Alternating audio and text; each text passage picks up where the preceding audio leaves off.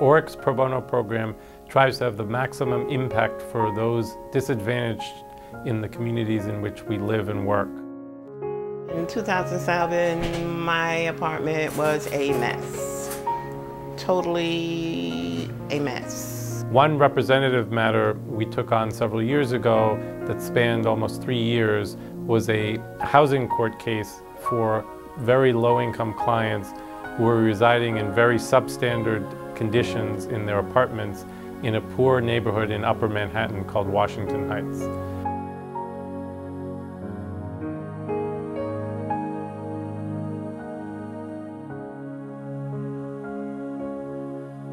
.117 West 142nd Street, that's where we are. Page after page of HPD violations just for this building. Orrick's attorneys, a group of them, stepped forward and leveled the playing field. This building actually was on the verge of being condemned.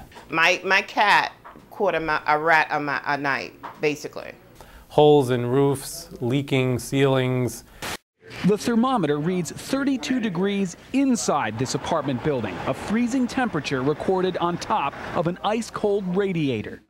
Plumbing would come and go regularly. The water that would come out would be brown.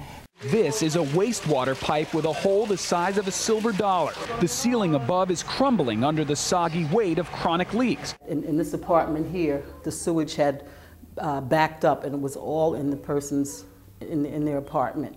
We stepped in to try and protect these tenants' rights. What happened was the former landlord then sold the building to the current landlord. Part of his plan was to take our clients, who are protected under New York's rent stabilization code, and push them out in favor of bringing in new tenants not protected by the rent stabilization code. We became alarmed because we felt that people would be put out of their apartments because they would not have had leases.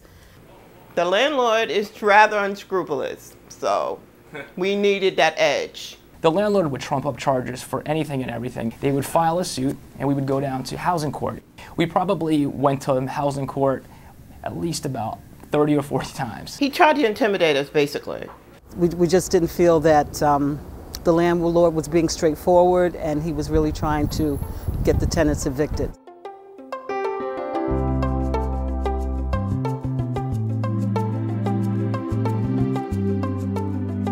Ultimately, the litigation team at Orrick was successful in having the tenants relocated while significant improvements were made to the substandard apartment. You know, fast forward to today, all of our tenants are back in their original apartments. The original apartments are beautiful, the plumbing works, the heating works, all the apartments have been redone, and they're still paying and protected by the rent stabilization code, still paying the rent stabilization price and protected by the rent stabilization code. So for now, everything is good with these apartments. It is our strong belief that if Orrick, Harrington, and Sutcliffe had not become involved and litigated on behalf of the residents, that they would not have gotten to this point, that they would have become disenfranchised and have lost their apartments. I'm just overwhelmed. I'm just overwhelmed about the work Orrick provided for us. I mean, we were just blessed. Know that it was because of the work that Orrick did, that our firm did, that these folks are still living the way that they're living. And it's a good feeling.